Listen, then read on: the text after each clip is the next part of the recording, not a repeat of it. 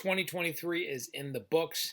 Man, it was a slow year in real estate, but we are already, the very beginning of 2024, gearing up for what promises to be a very busy year in real estate. We're going to break through all the numbers, what happened last year, what's going to happen this year, why it's going to happen, and let you know how to position yourself if you're buying or selling. Buckle up, 24 is in place.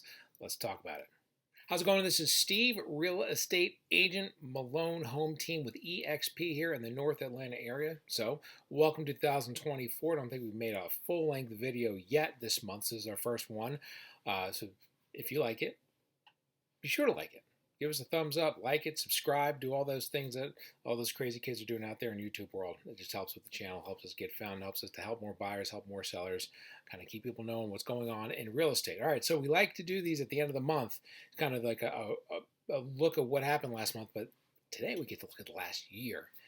Because 2023, I should say, was fascinating. As far as years go, the number of homes that were sold, okay, the number of homes that were sold in the country, the smallest number or the lowest number of homes sold in 30 years. In the metro Atlanta area, lowest number in about 13 years. Okay, very slow. But that being said, home prices, they're up in Atlanta. They're up on the order of 67% last year. So that's weird. Why is that? Yeah, it's the existing inventory still super low.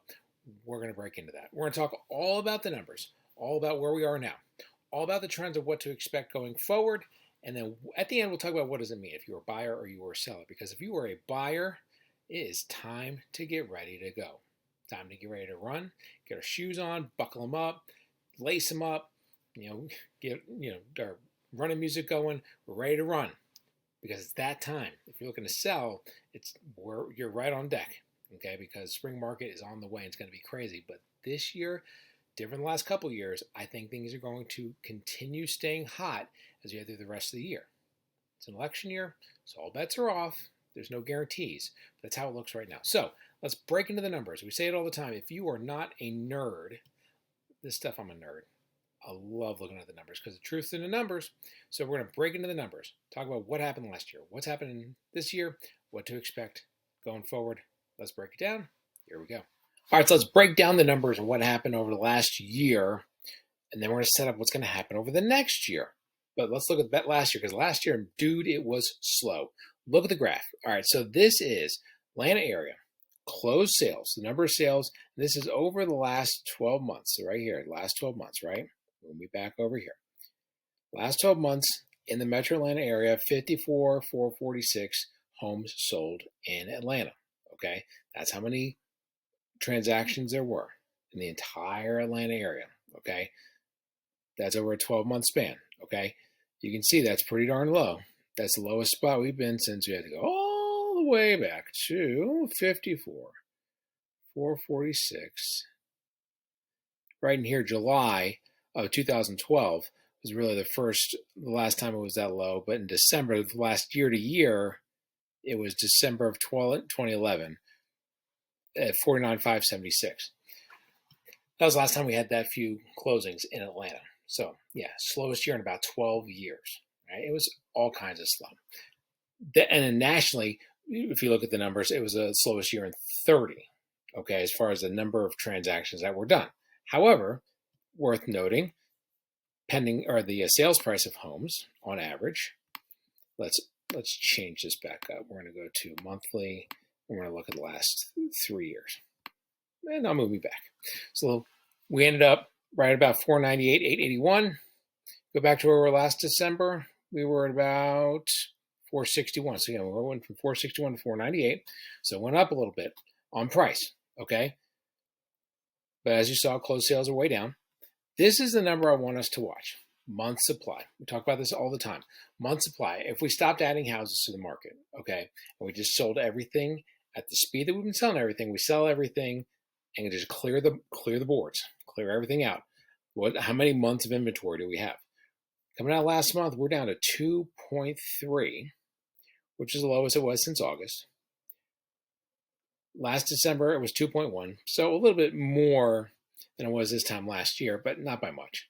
The thing I want you to keep in mind, again, I'm going to move my giant head over here. We're going to make this max. We talk about this all the time. month supply.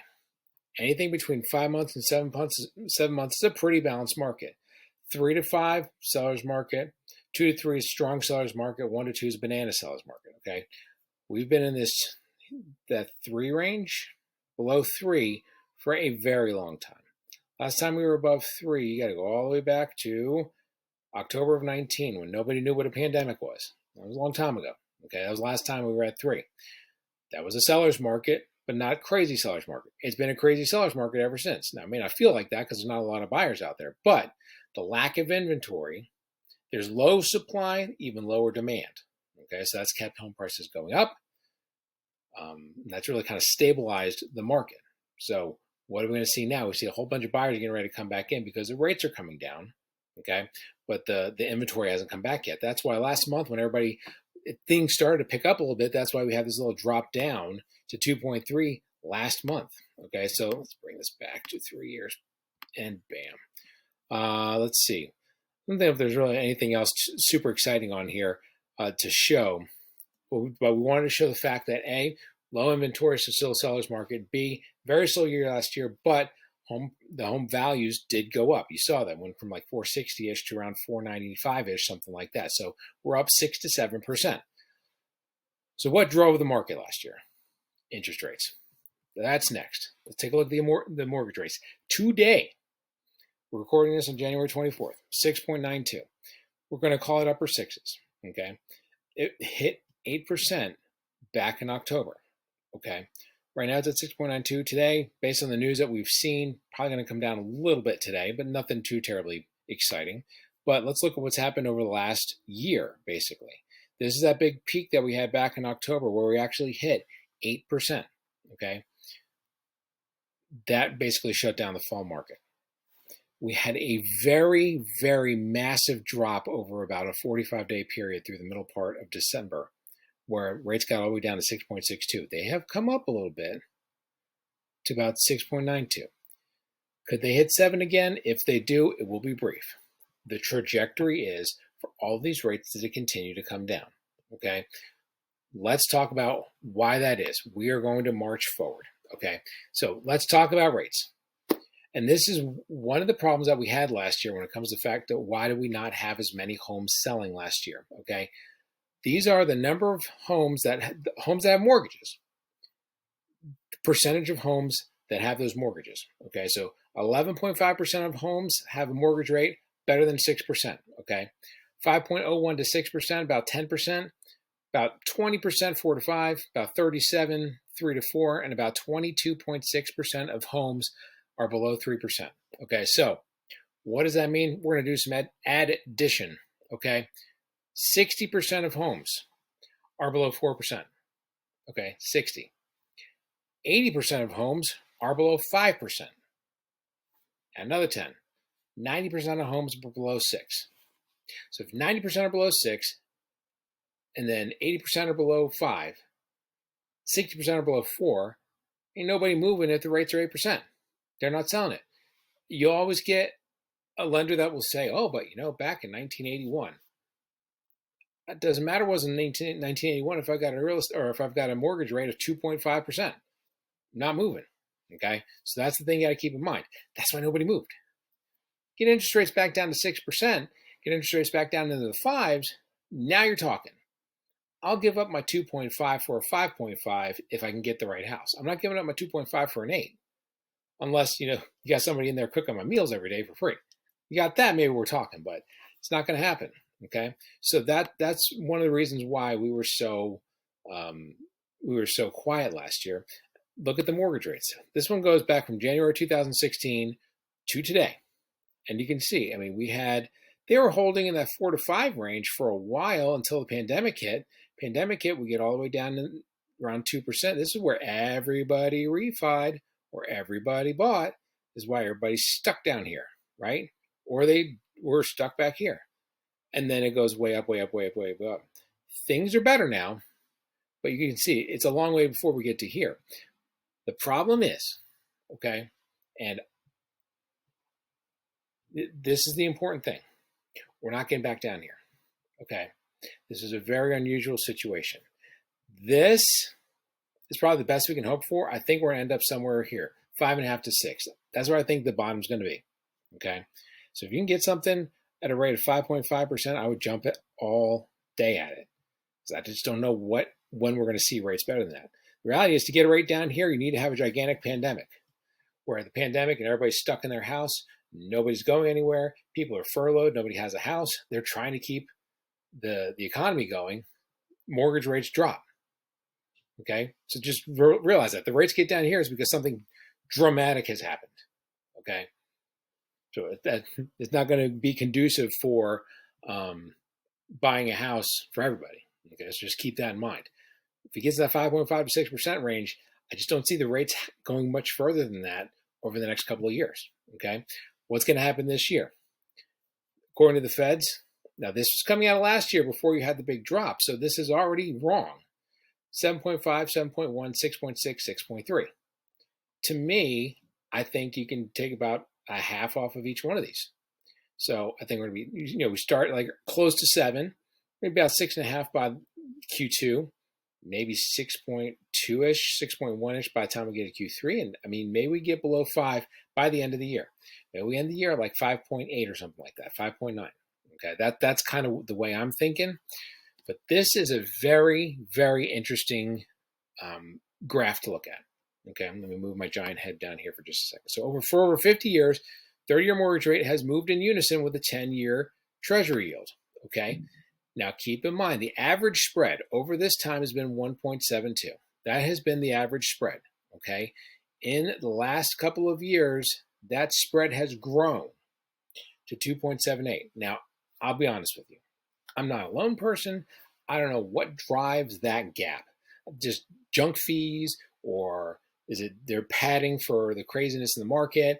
I think a lot of lenders realize that the rates are going down, so they're not necessarily being aggressive on like quoting stuff right now. They're trying to get points, as much points as they can right now when they do loans, because they know the loans are about to get refied when the rates go down. So there's things like that. But the current spread is about 2.78. Normally it's 1.72. What does that mean? That means that right now, the interest rate's probably about 0.75 to 1 point higher than they probably should be. They probably should be in the upper 5s right now, is what that's saying. Low 6s at worst. Okay? With it being an election year, could you somehow see this spread start to shrink down to where it's supposed to be? And that could bring, not only are you going to see mortgage rates coming down, but if that spread starts going smaller, it's going to bring it down even more. So that's why I think by the time we get to Labor Day, we're going to be pretty close to 6 and maybe get in the upper 5s by the end of the year. That's kind of my thought. What's going to happen now? This is the other thing that we're looking at. We're looking at what are the Feds going to do? Okay, the Feds, they have what's called the Fed funds rate. So every time you see somebody say, "Hey, the Feds just dropped their rates and mortgage rates are going down," or "Feds just dropped the mortgage rates," it's not what happened. All right, the Feds do not control the mortgage rates. What the Federal Reserve does, they have a rate called the Fed funds rate. That's the percentage rate that they set for banks to charge each other money. It drives interest on your credit cards, drives interest on car loans, things like that. It's not necessarily tied to mortgage rates. Mortgage rates, though, do move cyclically with the economy, and the Fed funds rate is kind of moving in unison and trying to drive the economy. So they're cousins, but they're not the same number. So the Feds, what they're trying to do is they're trying to raise the rate high enough to where it stops inflation, slows the economy down a little bit, and cools things off. Once it cools off, which it has, then it can start pulling that rate down a little bit. Okay, so the rates are pretty darn high right now. They're in what's called the 525 to 550 range, that 525 to 550 basis points. Okay, so what's going to happen as we look through the year? So I go on this website, cmegroup.com, Chicago Mercantile Exchange. I was turned on to this by Dan Frio. He's a lender. Look his stuff up on YouTube. He's fantastic. He does this every day, complete nerd stuff, and I like nerd stuff. Kind of cool. Anyway, so it gives you probabilities of what's going to happen at the next Fed meeting. Okay, so you can tell all your friends. I mean, you can like amaze them, astound them. They're meeting next week. They're meeting on January 31st. There is a 97.4% chance, 97.4, that the rate's going to stay at 525 to 550. That's where it is right now. 97.4 chance. It's 2.6% chance it's going to go lower. Okay, it's not going to happen. We're going to stay right here. Okay, you can bet the farm on that right now. Don't do that, but you can. But let's look at what it's expecting as we head through the rest of the year. Next time we get to March, 58.4% chance of staying there, but 40.5% chance actually dropping, and actually 1% dropping twice, or dropping down two categories. Get to May, now all of a sudden, now we have the 53% chance that we're actually going to have the drop. There's actually a better chance in May that we're going to be at 475 to 500 than we're going to be where we are right now. So really thinking that by May, that's when the drops start happening. Now, I'm going to click on the probabilities chart to show you what's going to happen. I'm going to zoom this in a little bit and move it over a little bit. So when you look at this, what do you see? Again, 97.4% chance we're going to be here next week. Then 58.4% chance on March 20th. But then the predominant spot is to be 500 to 525. Then it's 475 to 500. Then it's 450 to 575. Then it's 425 to 450. Then in November, 37.4. Could even get all the way out here. It's pretty close between 375 and 400. So that is 1, 2, 3, 4, 5, or 6 drops possible. Even if it doesn't get to 5 or 6, I mean, you should have at least 4. Okay, but here's the thing: we're 525 to 550 right now, 550 to 575. There's no percentage. There is no expectation that the rates are going to go down, or going to go up, rather, I should say. Talking to somebody earlier today, talking about how some of the financial gurus and things like that seem to think that the rates could actually go up later on this year, which I don't think there's anything showing that. I think the rates right now, as they look, the Fed funds rate, it's going to drop. Now, what does that mean for mortgage rates? What that means for mortgage rates is, let's come back to, where was it? Was it here? That's going to basically support this drop right here. And again, I think these are all off by about a factor of 0.5, or a numeral of 0.5. So we're at 7-ish right now, 6.6 by Q2, 6.1-ish, 6.2-ish by Q3, and then maybe 5.8 by Q4. And with it being an election year, maybe it goes even more than that. So maybe you're at 5.75 by election time, maybe close to 5.5 by the end of the year. Could be. But when you see that steady drop in the Fed funds rate, what that means is Feds have seen that their job was to slow the economy down. They've done it. Inflation slowed down. Unemployment starting to kind of, we're starting to see employment cool off a little bit. Okay, you hate to say it, but there's the unemployment rate is too low. You can have too many people in work. There's too many people in work. They're spending too much money. There's a healthy number that the economy needs to run by. And that's like around 5%. It's at like 3.6, 3.7 right now. Okay. So that being said, employment looks like it's starting to get back into check. Inflation's getting back into check. It's looking like the economy's starting to kind of slow down a little bit. Because of that, they can ratchet off the rates a little bit. The mortgage rates will see all of these things and say, all right, the economy's cooling off. We can come down a little bit, because the old saying is, and one of my coaches says this all the time, bad economic news is great for mortgage rates. Good economic news is bad for mortgage rates. So mortgage rates at 8%, a lot of people mistakenly think that mortgage rates near 8% mean that the economy is terrible. It means the economy is rocking and rolling. Okay, because the rates were 6 or 7%, they're starting to cool off inflation, but the mortgage rates keep going 8%. I mean, don't at me, don't get mad at me or whatever. I mean, it is what it is.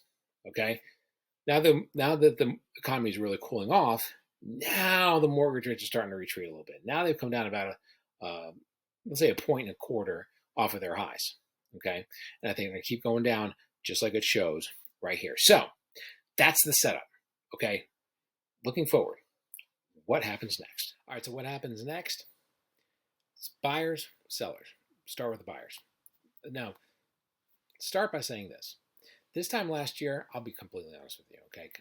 I'm a nerd. I look into the numbers. I like coming up with what's going to happen next, whatever. And I think a lot of real estate agents are with me in saying, and we didn't know what was going to happen last year. Last year was a transition year. And I think that what I thought was going to happen last year didn't happen. I knew it was going to be slow. I didn't think it was going to be the slowest year in about 15 years, but it was a slow year. And nationally, the slowest year in 30 years. But that's what happened. I think we're all pretty lockstep in unison with what's going to happen this year. Really not expecting any surprises this year. We're locked in. We're going to have those drops.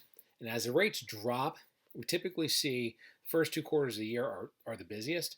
I think as those rates continue dropping, you have so much pent up demand. I just think we're going to see a busy real estate market from post to post. January 1 to January 1. I think we're going to stay busy. We may have some lulls and some quiet times, but I don't think we're going to have like drop off the face of the earth type stuff. That's all barring some catastrophe happening or whatever. Disease X, like they keep talking about, whatever that is. So you just never know. Something could happen. But it looks to me like rates are going to go down, buyers are going to stay engaged. Okay, so what does that mean? Buyers. The faster you buy, the better off you're going to be. Okay, the 3 months that are the best to buy are July, August, December, always, because you're going to have less competition those months. Okay, but if you're thinking about when am I going to buy, today is going to be the cheapest day. Today, the cheapest day to buy a house this year because the home prices are going up. And you're going to have more competition getting into the market as we go down the road. Okay, so buyers, you got to get pre-approved, got to start looking at some houses, come up with a game plan. Okay, yes, if the rates are 6.8, 6.9 right now, and they're going to be 5.8, 5.9 in a year, doesn't make more sense to wait. If you run the numbers, I want you to crunch the numbers. Go to mycalculator.org or calculator, whatever it is. Google some kind of mortgage calculator and I'll give you a good one. If you do that, Google mortgage calculator, figure out the numbers yourself. But keep in mind, the home prices are going to be up about another 6 to 7% this year. So that house that's $450 right now, let's say, you're looking at, what's that going to be next year? That's going to be another $270, maybe another $30, so it's going to be $485 next year. Okay? It's going to be cheaper to buy it now, refi when the rates go down, than it is going to be wait a year for the rates to come even lower, because prices are going up and competition is going to go up. Because as each step the rate takes down, more buyers come back in. All these buyers have a number in mind, say when a number hits that, that's when we're back. And so as it goes down, more buyers, even more buyers, super more buyers. Oh my goodness, look at all those buyers. I can't believe how many buyers. That's what's going to happen. Okay. Best chance to buy a house is today. Okay. So that's the plan. Okay. Get with a lender, get with an agent. We can help you out if you need us. Okay. But let's come up with a game plan. Okay. Now I say it all the time. There's the economy, and then there's your economy. Your economy says it's not time to buy, then it's not time to buy. Okay. We don't put square pegs around holes. Okay. But if you've been thinking about making the move, this is a time before all the buyers come back as the rates go way down. Okay. Selling. What does that mean? Again, the 3 months I don't want you to sell. July, August, December. Can you sell? Yes. Will you get the best deal? No. Okay. Other than those 3 months. Right now, if you sell right now, very little competition. You can be in a position where you get multiple offers and really get to have a very good deal. If you wait 3 months, 4 months, will we get more for the house? Yes. If you wait 8 months, yes. If you wait 12 months, yes. If you wait 24 months, yes. 36 months. The house prices will always go up in Atlanta until I tell you otherwise. Okay, until something major happens. Okay, home prices are going to go up. So I don't want you to look at it and say, I think I could make more. You absolutely can make more money if you wait 4 months. 100%. Question becomes, when does it make more sense for you to jump? Like if you're selling to buy, get on the market right now. Take advantage of the fact that you're going to get a good deal because there's enough buyers to get a good deal, and take advantage of the fact that it's not super crazy market and you can actually buy the next thing you're looking for. Okay? If you're looking to sell because you already have a house and you're going somewhere else, or you're going to rent, or you already, like you bought your last house or new house, now you got to sell your old house or whatever. All you have to do is sell, and shoot, I'm waiting for March or April. and we're going to throw down March or April when you have the biggest push of buyers in there and you can get the best deal possible. Okay.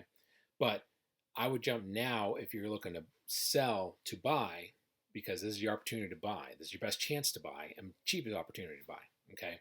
But keep that in mind. If you're looking to sell when the price is at its max, it's never going to be there. Prices are going to continue going up. Okay. So just keep that in mind. This thing I tell people all the time. I just talked to somebody the other day. He's like, would it make more sense to wait 4 months to sell because it'll be higher prices? I said, yeah, it makes more sense to wait 4 years to sell. And they looked at me and said, what? I said, prices are going up. It only makes the most sense to sell when it's the right time for you to sell. Okay? So that's what's up. If you're looking to buy, let's rock and roll. If you're looking to sell, let's rock and roll. It's a good time to get ready. Okay? Again, if you're looking to sell and not do anything, then don't sell right now.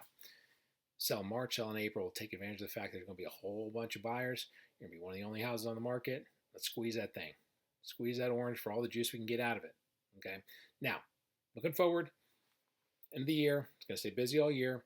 So if you want to talk about like what makes the most sense, like what makes the most sense for me and my family, where do we need to be, what's the spot, give us a call and we'll talk you through it. Okay, 470-233-4409. Steve, Lone Home Team, EXP. Don't forget to like, subscribe, tell your friends. Talk to you. Bye.